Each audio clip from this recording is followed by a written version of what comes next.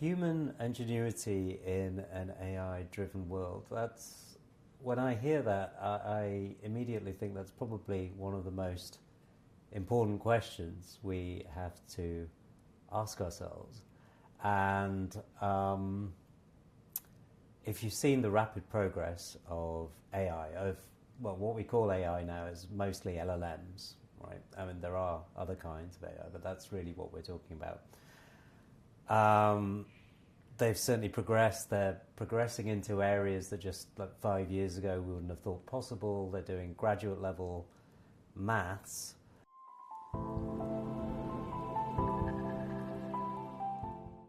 I think human creativity and, more importantly, intent, right, is left at the moment.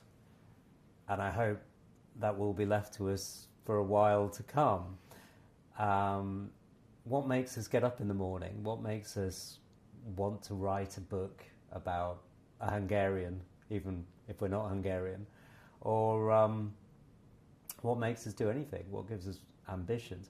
I mean, the fact is that we are evolved creatures, we're biological creatures, and this is where our will to do stuff, I think, comes from. We don't understand it fully, but I think making a machine that wants and has desires is going to be an interesting problem. And I'm not saying that we won't solve it, because actually we are very ingenious, and perhaps we will. But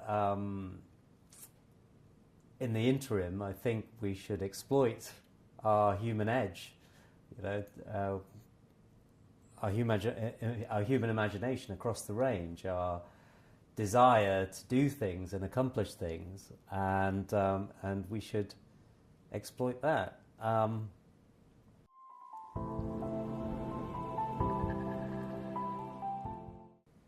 In the sphere of writing, which is obviously where I am, as a journalist and as a writer of non-fiction and some fiction, yeah, it has. And a few years ago, I would have said, no, it's total rubbish, right? But now I find that in my professional life, for example, I have to work with the scientists at my institute to interpret their papers and come up with concise descriptions of their work that fits on a particular web page, right? And I think just 2 years ago, ChatGPT, for example, was pretty rubbish about doing that. And what it would do is either it would oversimplify, it would go down completely the wrong track, it would emphasize things that the scientist didn't want to emphasize, it wouldn't understand the point of the work, it would think it was something else, it would use terms that were too technical, and then when you asked it to explain itself, it couldn't.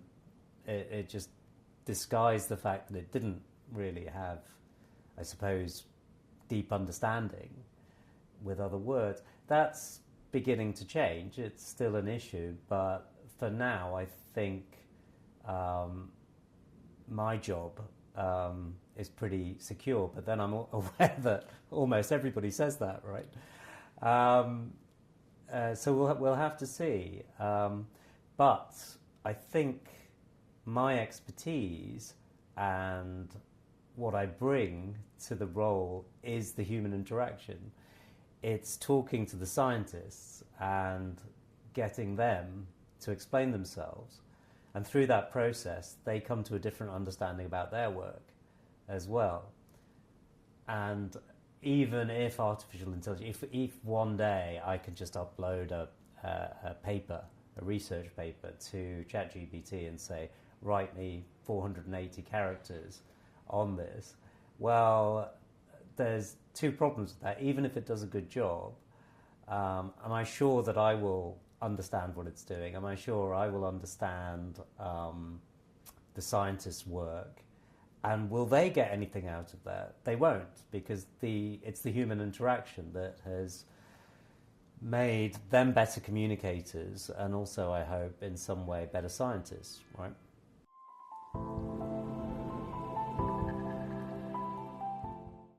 I feel, if anything, that it is the big AI companies that are fully responsible, and that even if I wanted to, I couldn't shape their agenda. And they have, I mean, a lot of what the senior people in these firms say strikes me as a human being, a non-expert outside of it, as patent rubbish. The idea that AI will run away and wipe us all out it was within a few years. I mean, I noticed that the deadline for when it's going to wipe us all out seems to change from year to year. But if it does, that will be their fault. It won't be the fault of the AI. It will be the fault of the humans that have allowed it to happen. So that concerns me.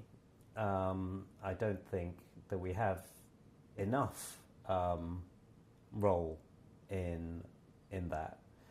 And even if we built some UN organization, it's a bit like, when after the Second World War, everybody was talking about, let's have an international organization that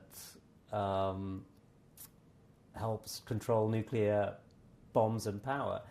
Didn't really work out. I mean, some countries didn't sign up, and some countries did, but AI is going to be even more difficult, right? So how will we prevent a particular country from doing pretty much what it likes? It's very much an open question. I mean, we have to hope that our shared human desires not to be wiped out,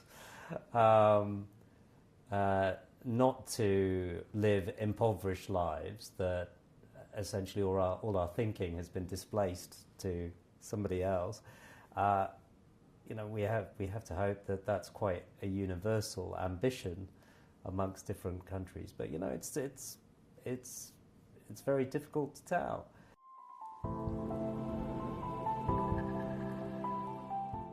I will tell you that at the moment I am concerned, but I'm not concerned because I think we'll be wiped out by AI.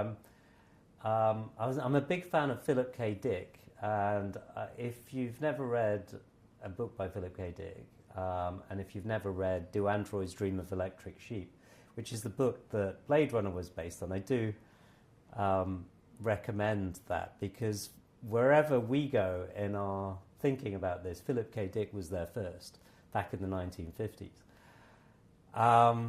And in Do Androids Dream of Electric Sheep, which is far more kind of complex in terms of its ideas than the film Blade Runner, it's quite clear that what PKD fears about machines that look and act like us is not about the machines. He's not really concerned about the thoughts and feelings of those machines. They're treated quite horribly, actually, in the book. But he's worried about the dehumanizing effect that they have on us. We mistake them for humans and treat them like humans, and that degrades us in a particular way. And I think in the near term, I'm seeing that happen. I'm seeing brilliant mathematicians say, what's the point of doing maths when, we could, in a few years' time, it's quite possible that AI will be doing vast tracts of this. I don't hear it so much from artists and writers, because we're kind of, especially fiction writers, because we feel insulated for now. But I think that is slightly naive, given where filmmakers are currently, right? Filmmaking is a very creative enterprise, and they're extremely worried now, right, by generative AI. So I think it's a bit naive to not imagine that it will impact us at all, even in the next decade or two. So I am concerned, and I think I'm also concerned because creatives are being ripped off, right? And that there's not enough being done about that. I mean, I know that my book has been uploaded and used in training data, and I've received nothing for that. How do we expect human creativity to flourish in the future if a book that took 2 years to write or 3 years to write can suddenly be ingested into a machine, and then that itself is then used to make immense amounts of money for the creator of the AI itself? I mean, how does that help human flourishing? So I would say I have my concerns. I think, of course, if it's used correctly, and it could press the fast forward button for human development. But in the interim, I think I have to ask, what's the price going to be? And are we going to do enough to prevent it extracting a heavy toll from the people that have helped bring this technology about, in a way, by feeding it, our creativity? So I guess that's my answer.